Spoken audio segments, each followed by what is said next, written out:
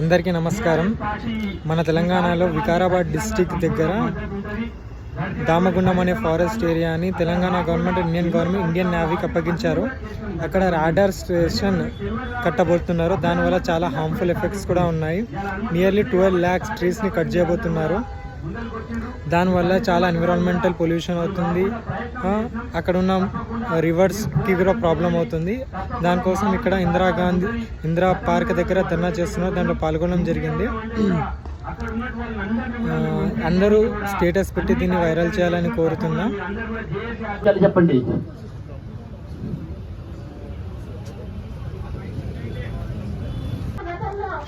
ఈ ఫారెస్ట్ వల్ల మనకు హైదరాబాద్కి చాలా ప్రాబ్లం అవుతుంది. దానివల్ల రివర్స్ డ్యామేజ్ అవుతాయి.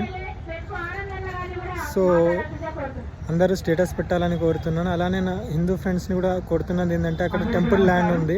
టెంపుల్ కూడా దాంట్లో వెళ్ళిపోతుంది. కూడా మీరు స్టేటస్ పెట్టి కొంచెం వైరల్ చేయాలని కోరుకుంటున్నాను. అలానే మన జహీరాబాద్ దగ్గర న్యాల్కల్ మండల్లో మాంజీరా రివర్ పైన కూడా ఫార్మాసిటీ కడుతున్నారు.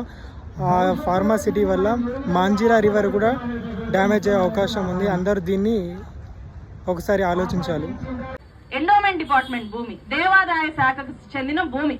అక్కడ రామలింగేశ్వర స్వామి టెంపుల్ ఉంటుంది. తెలంగాణలో ఉండే ఢిల్లీకి ర్యాలీలు తీసి తెలంగాణ నీటి సమస్యకి ఈరోజు